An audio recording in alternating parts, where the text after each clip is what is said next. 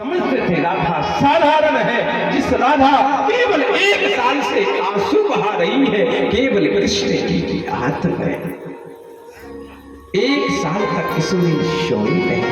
और भी आगे भागवत जी में वर्णन है, 1 साल नहीं साहब, 100 साल का राधा और कृष्ण का वियोग रहा, लेकिन 100 वर्ष तक राधा सोई नहीं। राधा तो केवल कृष्ण, और कृष्ण कहती है कृष्ण मेरा जीवन का सार है। आप भगवान के बन के तो देखे, आप भगवान के होकर के तो देखे। सुनी होगी एक सेनानाई की कथा। सेनानाई सैन समाज का था, भक्त वाली कथा है। राजा की सेवा करने जाता था। एक दिन ऐसी कथा चल रही थी, भगवान की कथा का प्रिय भक्त था, कथा सुनने लगा। जब सेनानाई कथा सुनने लगा, राजा की राज दरबार की सेवा का समय हो गया। भगवान ने विचार किया, यदि सेनानाई नहीं जाएगा, आज मेरा भक्त यदि सेवा में नहीं जाएगा तो इसको राज दरबार दंड देगा। उसका परिवार तो केवल सेवा से ही चलता है। भगवान ने सेनानाई का भेष बनाया, और सेनानाई का जैसे ही भेष बनाया राज दरबार में पहुंचा। राजा की बहुत सुंदर सेवा की, राजा भी प्रसन्न हो गया। अंत में जब 3 घंटे पूरे हुए ना, और 3 घंटे पूरे होने के बाद में जब सेनानाई को होश आया, ओहो मुझे तो राजा की सेवा करने जाने था, दौड़ता रोता हुआ अब राजा दंड देगा, ना जाने मुझे फांसी पे चढ़ा। वह रोता हुआ सेनानाई राज दरबार में पहुंचा, और राज दरबार में जैसे ही पहुंचा, राजन क्षमा करिएगा, इस दास पर गलती हो गई, अब जीवन में कभी गलती नहीं होगी। राजा बोला किस बात की गलती है नाई? प्रभु सेवा को नहीं आ रहा, प्रभु सेवा को रो रहा है, बार बार चित्त में अपने सिर को माथे को लग रहा है। राजा बोला पागल हो गया, अभी अभी तो तू सेवा से गया, और इतनी सेवा अच्छी करी रे नाई तूने, इतने मुलायम मेरे हाथ हो गए, इतने तलवे में तेल लगाया, माथे पर तूने तेल लगाया, सारे शरीर का मालिश किया। सेनानाई समझ गया मेरी के बंदे मेरी सेवा की अनुपस्थिति में मेरे गोविंद को सेवा को आना पड़ा। दौड़ता हुआ नाई द्वारकाधीश के मंदिर में 60 टांग में लेट गया।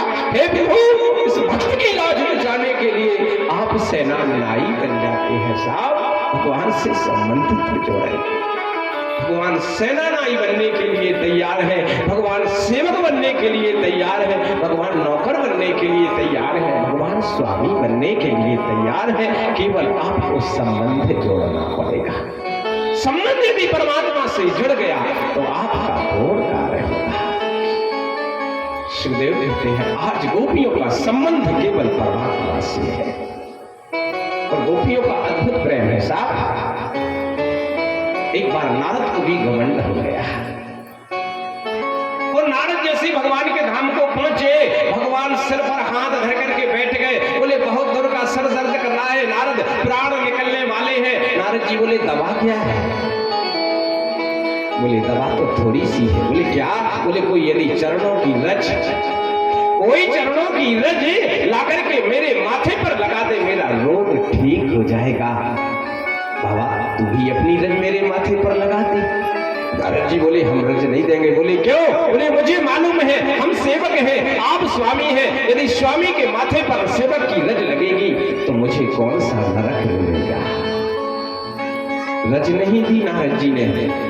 नारद जी दौड़ते दौड़ते विश्व ब्रह्मा लोक को पहुंचे, ब्रह्मा ने रज नहीं दी। भगवान शंकर से कही आप रज दे दे। शंकर भगवान बोले पागल हो गए हो नारद, जिसको हम सदैव जपन करते हैं, राम राम रखते हैं, यदि स्वामी को मैं अपने चरणों की रज दूंगा तो मुझे कौन सा नरक मिलेगा। भगवान शंकर ने भी रज नहीं दी। अंत में नारद जी लौट करके विष्णु लोक को पहुंचे, और जैसे विष्णु लोक को भगवान नारद जी पहुंचे, नारद जी भगवान कहते प्राण निकलने वाले हैं, कोई दूसरा उपाय है? बोले उपाय एक और वर्ग है नारद, तुम श्री धाम वृंदावन चले जाओ, निधिवन के पास में जमुना के किनारे पर गोपियां मिलेगी, मेरी राधे से कहना।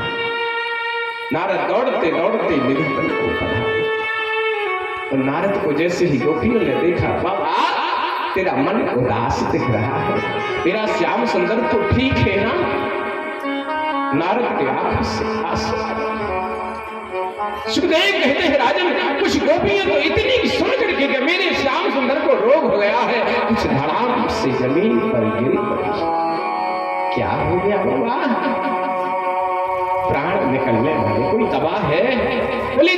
है गोपी? बोले क्या दवा है? बोले कोई यदि चरणों की रज ला करके दे दे और कन्हैया के माथे पर लग जाएगा तो माथे का रोग ठीक हो जाएगा। गोपी बोली इतनी सी बात को तुम त्रिलोक घूमते रहे नारद, मेरे पास तो आए होते। बिछारे दुपट्टा बाबा नारद ने दुपट्टा बिछाया, गोपियों ने अपने चरणों की रज को मला, रज तरे में मल करके एक गठरी बांध करके गोपियों ने कह दिया जाओ नारद तेरे श्याम सुंदर के माथे पर लगा देना।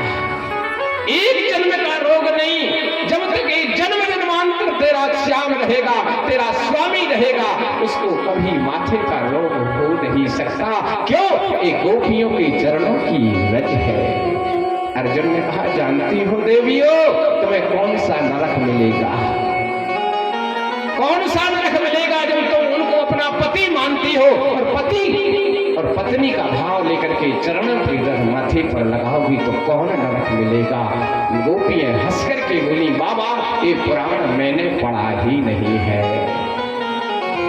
ये पुराण मैंने नहीं पढ़ा कि नरक मिलेगा या स्वर्ग मिलेगा, ये तो तुमने पढ़ा है। नरक भी मिल जाए तो कोई परवाह नहीं है, हजारों करोड़ों वर्ष भी यदि नरक भोगते रहे तो कोई परवाह नहीं है, मेरा श्याम सुंदर ठीक रहे। ये है गोपियों की भक्ति, उनको नरक जाने का गम नहीं है तो खोने का गम नहीं है। स्वयं नरक भोग सकती है लेकिन श्याम सुंदर दुखी ना रहे, इसको कभी स्वीकार नहीं कर सकती। एक गोपियों की भक्ति का सूत्र है। एक दूसरी गोपी, एक केवल उद्धव जी सुन रहे हैं, उद्धव जी के सामने एक गोपी कह रही है बेचारी सूप न खाने क्या बिगाड़ा था, बेचारी सूप न खाने मानस में क्या बिलाना था, आई तो थी कि तुम सम पुरुष नमो सम नारी, यह संयोग रचा विधि विचारी। ये तो विधि का विधान था कि तुम जैसा संसार में पुरुष नहीं है, हम जैसी नारी नहीं है, शादी कर ले। लेकिन शादी तो नहीं की, अरे ना करने थी मना कर देते कि हमारी हो गई, लेकिन नाक कान उसके काट दिए। दूसरी बोली जानती हो बाली ने क्या बिगाड़ा था, वामन भगवान के यहाँ बलि ने क्या बिगाड़ा था। उद्धव जी तो समझ गए, हम तो समझते थे गोपियां साधारण हैं, कुछ जानती नहीं है, ये तो एक जन्म की कथा नहीं, ये तो एक जन्म नहीं भगवान की 2-5 जन्मों की कथा को जानते हैं। गोपी कोई साधारण नहीं थे साहब। गोपी का अर्थ समझे, गोपी अंगूर नहीं थी, गोपी अंगूर नहीं थी। अंगूर को सुखाने के बाद साहब किसमिस बनती है। अंगूर यदि 2, 5, 8 दिन तक रहेगा सड़ जाएगा, लेकिन जब वही अंगूर सूख जाता है, सूख करके डिब्बे में बंद होता है साहब, वही इसमें साल 2-5 साल तक चलती रहती, खराब नहीं होती। हम आप खराब हो जाते हैं, जो भगवान का भक्त होता है वो अंगूर नहीं साहब किसमिस होता। गोपियां किसमिस थी। सुखदेव कहते हैं राजा, और तुलसीदास लिखते हैं कि आपको भगवान ने धन दिया है, वैभव दिया, परिवार दिया, धनी बना दिया, राजपाट दे दिया, लेकिन यदि भगवान की भक्ति नहीं दी ना तो कुछ नहीं मिला। सब कुछ पाने के बाद यदि आपके यहाँ प्रभुता नहीं आई, आपके अंदर भाव जागृत नहीं हुआ तो सब व्यर्थ है। कैसे? जैसे एक सुंदर नारी हो और सुंदर नारी का श्रृंगार कर देना, हीरे मोतियां जवाहरात पहना दे, बड़ी प्यारी नारी हो, बहुत सुंदर नारी हो और श्रृंगार कर दे, और उस सुंदर नारी की यदि नाक काट दी जाए तो क्या अच्छी लगेगी?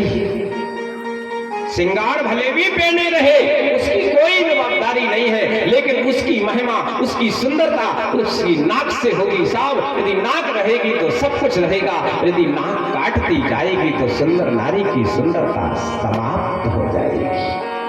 बाबा तुलसी यही कहते हैं कि मनुष्य के बाद धन, वैभव, परिवार सब रहा, सब रहने के बाद यदि राम की भक्ति जीवन में नहीं आई, कृष्ण भक्ति उसके जीवन में नहीं उतरी, तो उसका जीवन ऐसे जैसे सुंदर नारी की नाक कटी हो।